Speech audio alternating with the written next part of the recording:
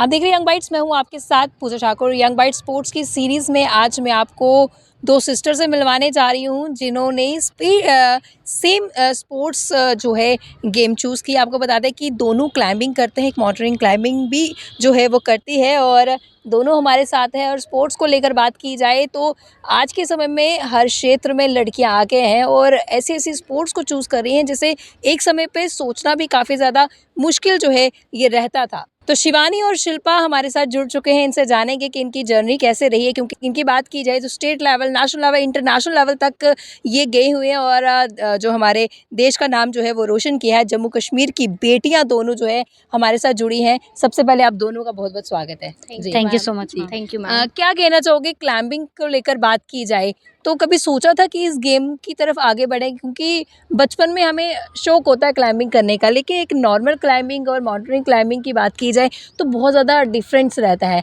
आज के समय फीमेल इतनी फील्ड में आगे बढ़ रही है, आप दोनों ने इकट्ठे सोचा कि क्लाइंबिंग को ही स्पोर्ट्स को ही आगे बढ़ मैम एक्चुअली पहले हम ताइक्वांडो करते थे। जो ये मेरी छोटी सिस्टर है ये कैंसर की पेशेंट थी, तो जब इसको कैंसर की प्रॉब्लम हुई उसकी वजह से इसका ऑपरेट वगैरह हुआ, तो मैं सोचती थी अगर मैं वो प्रैक्टिस के लिए जा रही हूँ ये रोती है और मुझे डर था कि अगर ये भी वो प्रैक्टिस करेगी तो इसको कहीं किक वगैरह की वजह से स्टिचेस में प्रॉब्लम आ सकती है।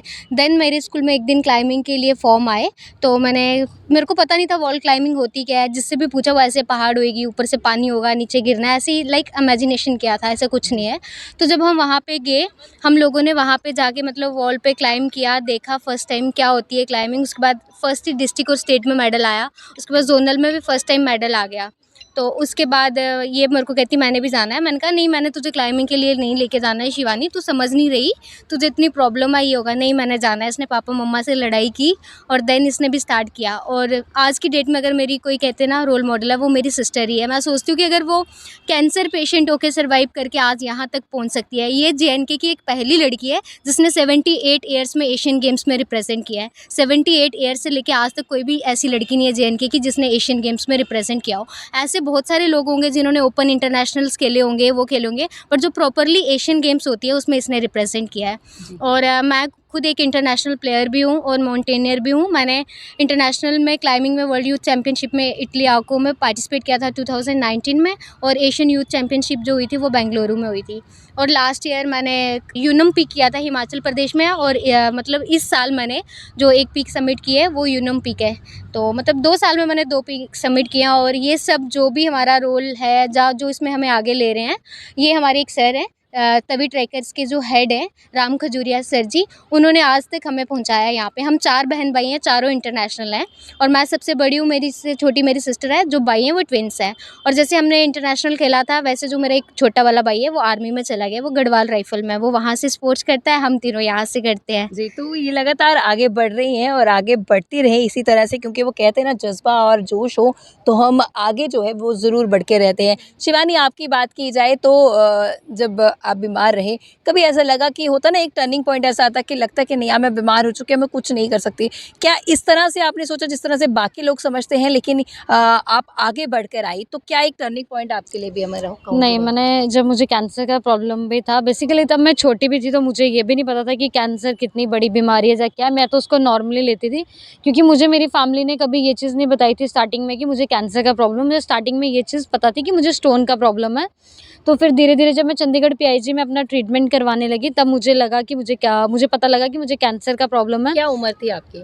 मैं 9 साल की थी तब जब मुझे कैंसर का प्रॉब्लम हुआ था, फर्स्ट टाइम डिटेक्ट हुआ था।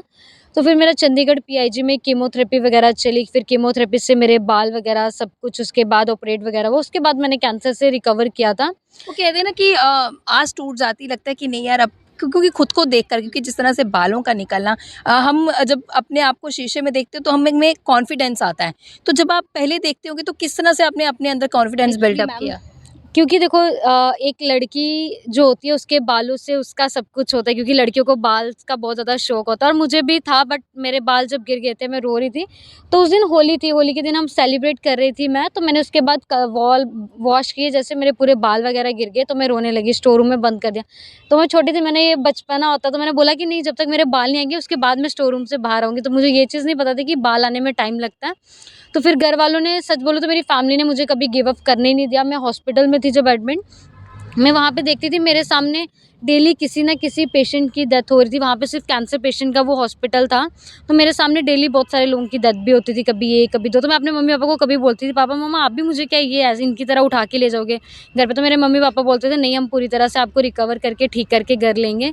तो मेरे मम्मी पापा ने मुझे कभी ऐसा सोचने ही नहीं दिया कि मैं ठीक नहीं होंगी और मुझे हार मानने के लिए, और मैंने कभी अपनी लाइफ में हार मानी तो नहीं है। हार नहीं मानना बहुत एक इम्पोर्टेंट जो है वो रहता है, क्योंकि हम किसी भी बीमारी से जूझ के क्यों ना निकले, हमारे अंदर कहीं ना कहीं निराशा जो है वो ज़रूर आती है, लेकिन निराशा के बीच ही एक आशा की किरण होती है, उसे सिर्फ पहचानने की ज़रूरत होती है। कहाँ कहाँ पर अभी तक आपने जो है स्पोर्ट्स को लेकर आगे बढ़े हैं, कहाँ कहाँ पर आपने टूर्नामेंट लगाए हैं? मैंने इंटरनेशनल लेवल पे 7-8 कॉम्पिटिशन्स में इंडिया को रिप्रेजेंट किया हुआ है, like Italy, Switzerland, Slovenia, Indonesia, China में। अभी रिसेंटली मैंने एशियन गेम्स में रिप्रेजेंट किया था जो चाइना में हुई थी, और उसमें मेरा मेडल तो नहीं था बट मेरी पार्टिसिपेशन थी। आई होप कि मैं नेक्स्ट एशियन गेम्स में अपने इंडिया के लिए मेडल जीत के तो लाऊं। इंडिया के लिए अभी तक कौन कौन से मेडल आपने जीते हैं? मैंने एशियन यूथ चैम्पियनशिप में इंडिया के लिए ब्रॉन्ज मेडल जीता था, वो बैंगलोर में हुई थी। वहाँ पे 12-13 कंट्रीज ने रिप्रेजेंट किया था, और ऐसे मैंने नेशनल लेवल्स पे टोटल 33 मेडल्स जीते, included 13 silver, 15 bronze, 5-6 bronze medal, 12 silver. चलो ऑल द बेस्ट शिवानी आपको, आप इसी तरह से आगे जो है बढ़ते रहे। शिल्पा के साथ जुड़ते हैं। शिल्पा, क्लाइंबिंग के साथ साथ माउंटेनियरिंग क्लाइंबिंग जिस तरह से आपने एक स्पेशल कोर्स भी किया गया है, अपने जी। बारे में थोड़ा सा बताओ। मैम मैंने एडवांस और बेसिक माउंटेनियरिंग कोर्स किए हैं, उसमें भी मुझे दोनों में बेस्ट इंडोरेंस कोर्स का अवार्ड मिला है, और एक्सपीडिशंस भी किए हैं मैम। उसके साथ साथ हम दोनों ने स्टडी में भी काफ़ी अच्छा अपनी परफॉर्मेंस दी है। लाइक स्टडी में भी मेरी कहीं ना कहीं सेकंड थर्ड पोजीशन रहती थी स्पोर्ट्स के साथ, और मैंने ग्रेजुएशन और पोस्ट ग्रेजुएशन दोनों इसी कॉलेज से किए हैं। और कोई ये नहीं कह सकता कि एक स्पोर्ट्स पर्सन है तो उनकी क्वालिफिकेशन नहीं होती है। मैक्सिमम स्पोर्ट्स पर्सन की क्वालिफिकेशन नहीं होती है, जब वो आगे बढ़ जाते हैं तो उसके बाद वो कहीं कहीं प्राइवेट कॉलेज से जा कहीं से भी कंप्लीट करते हैं। बट हमने उसको भी मैनेज किया और इसको भी किया कि ताकि कल को ये ना बोले ठीक है ये स्पोर्ट्स पर्सन थे, इन्होंने कहीं से भी प्राइवेट कॉलेज से करके डिग्री ले ली। तो उसके लिए हम कहीं से भी करना चाहते कर सकते थे, बट हमने इसी कॉलेज को चूज़ किया। और इस कॉलेज के जो सुमन लता स्पोर्ट्स डायरेक्टर है, उन्होंने बहुत ज़्यादा सपोर्ट की। जो प्रिंसिपल थे इस कॉलेज के, अभी तो प्रिंसिपल सर चेंज हो चुके हैं, बट जो हमारे टाइम थे अभी रिसेंटली वही थे कुछ टाइम पहले तक, तो उन्होंने भी हमें बहुत सपोर्ट किया है। एसपी शरपत तो सर। आपने कौन कौन से जहाँ पे आपने बताया कि कई सारी जगहों पर आपके हैं, आपने टूर्नामेंट जो है वहाँ पे किया है, तो देश के लिए कौन कौन सा मेडल जो है आप लेकर आए हैं? मेरा इंटरनेशनल लेवल पे मेडल नहीं है, ओपन नेशनल में है, बट नेशनल में भी मेरा नहीं है अभी तक। जी। हाँ जी। तो मतलब कि स्टेट लेवल पे भी आपने खेला हुआ है, तो किस तरह से आपने आगे बढ़ी और किस तरह की ये गेम रहती है, और जिस तरह से क्लाइंबिंग के साथ साथ आपने जो स्पेशल कोर्स भी किया गया है, क्या माउंटेन पर चढ़ने का भी आपको अवसर मिला है वहाँ पर? यस मैम, मैंने वहाँ पे भी जो मैंने बेसिक और एडवांस कोर्स किए थे। अगर आप माउंटेनियरिंग एक्सपीडिशन के लिए जाते हो, आपके लिए वहाँ कोर्सेज ज़रूरी होती है, क्योंकि स्नोफॉल पे चलना होता है, आपको बर्फ़ पड़ी है, अगर आपको उसकी टेक्निक्स नहीं पता होंगी तो आप कैसे चढ़ पाओगे? क्योंकि वहाँ पे अगर खुद के क्रैम्पॉन्स वाले शूज़ है, अगर आपको वही नहीं अच्छे से बैलेंस करना आएंगे तो वो खुद के पैर पे ही लग जाएंगे। अगर आपको चढ़ना है, कैसे उसको आइसेक्स को करना है, कैसे अपने साथ पीछे रोप अप होना है, तो बहुत सारी टेक्निक्स उसको सीखने के साथ मिलती हैं। कितनी डिफ़िकल्टी रहती है इसको करने में? क्योंकि अब वो कहते हैं ना कि जब पैशन हो तो इंसान कर ही पाता है, लेकिन जब आप इस फील्ड में नहीं जुड़े हुए थे तब आपको कैसा लगता था और जाने के बाद कैसा लगा? मैम एक्चुअली मैं कितना आपको चैलेंजिंग? एक्सपीडिशन के बारे में बताती हूँ। जब ना एक्सपीडिशन में रात को बर्फ़ में चल रहे होते हैं, सांस की प्रॉब्लम होती है, ठंड की प्रॉब्लम होती है, तब लगता है यार मुझे कौन सी ज़रूरत पड़ी थी यहाँ आने की, सब मज़े से इस टाइम रात को सो रहे हैं, मैं यहाँ क्यों आई हूँ। हाँ, जब सबमिट कर देते हो उसके बाद तो फिर नेक्स्ट लेवल के लिए हाँ जाए जाना है। बट जब आप उस टाइम चल रहे होते हो ना, तब बंदा सोचता है यार मेरे को किसने फ़ोर्स किया यहाँ आने के लिए, किसी ने बोला नहीं, मैं खुद ही आ रही हूँ, बस ये कंप्लीट हो जाए, इसके बाद नेक्स्ट में तो नहीं आऊँगी। बट जब टॉप हो, फिर नीचे आओ, लोगों से इतना सारा मिलने को मिले, लाइक कॉन्ग्रेचुलेशंस मिले, तो बंदा और ज़्यादा मोटिवेट हो आगे जाता क्या है। कुछ करना चाहते हैं आप? मैम अभी फ़िलहाल तो स्टडी तो कंप्लीट हो चुकी है, स्पोर्ट्स फील्ड में भी कर लिया, जितना हो पाता था अपनी ओर से बेस्ट, और भी बेस्ट करेंगे, बट अब मेन तो जॉब पे फोकस है। जी, चलो all the very best. Shivani, आपने भी क्या सोचा है, क्लाइंबिंग को ही लेकर आगे बढ़ना है या कुछ और भी सोचा आपने? नहीं, मेरा तो मतलब मेरे को यही है कि मेरे को अपने इंडिया के लिए ओलंपिक्स में, एशियन गेम्स में मेडल जीतना है।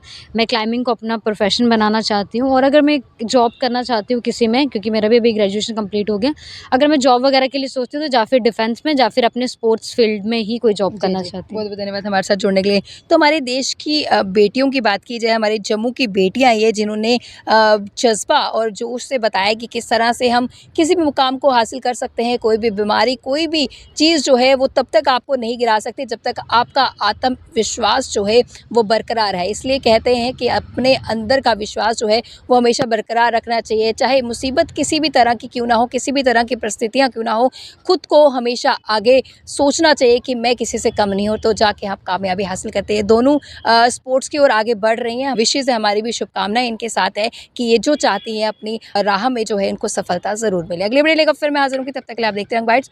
वीडियो जर्नलिस्ट अमन शर्मा के साथ मैं पूजा ठाकुर, यंग बाइट्स जम्मू।